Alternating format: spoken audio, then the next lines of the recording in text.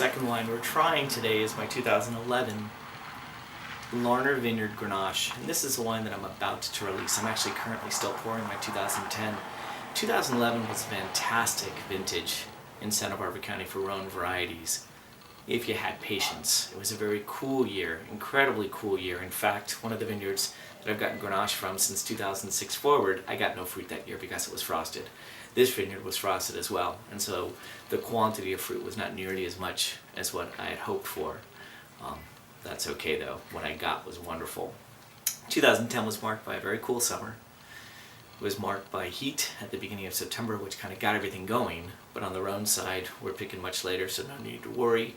2011 was challenging for Pinot and Chardonnay, earlier ripening grapes, but not so much for Grenache, especially from a cooler climate set like Larner. So this was just a waiting game. It really was. These grapes were not picked until November. And what I love about my 2011, it might very well be my favorite Grenache that I've produced up to this date. 2011 produced fruit that was pure and unadulterated and full of acid and bright. And I think that this wine reflects that completely. It's 100% Grenache, 362 clone, so a smaller berry clone, kept in neutral oak for 30 months. When I say neutral, I'm meaning 3-year up to about 10-year-old French oak barrels for about 30 months, never taken out of barrel, never racked. It's the second year I've done that. The reason I want to do that is I want to keep it as tightly wound as possible for as long as I can. So the wine, I smell the wine, I taste the wine during aging, not very often, I don't like to because it goes through so many changes. If the wine needs to be taken out of barrel, if it gets reductive, for instance, I'll take it out of barrel. I'm not dogmatic, I'm pragmatic in what I do.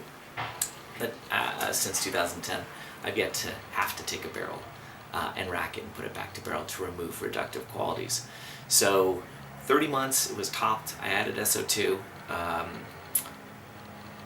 This wine, as I said, it's nice, acid driven, and it's a wine that to me continues to develop over a long period of time. 2011, you're going, gosh, why are you pouring such old wines? This wine still has so much upside potential. On day 2, even on day 3, I'm enjoying this wine more and more and more. So as you're drinking this wine, let it open. Pour some, let it open.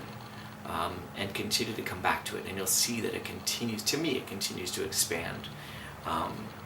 It's a nice contrast to the other Grenache that I made this vintage from a much warmer climate site called Camp 4.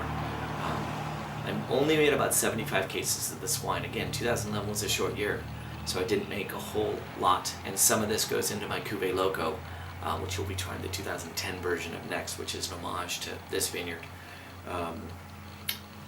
About 14.6 alcohol, I think is what it says. I pick this, and the grapes generally come in about 3.5 pH, generally end about 3.6 after all is said and done. Acid level tends to be around the 6 gram per liter. So it's got great acidity, and again, natural acidity in 2011 Rhones was fantastic. To me, it just makes these wines alive and ready to go for a long period of time, and wonderful food wines. So enjoy, let it breathe, and continue to enjoy over a 30-minute period at least. Cheers.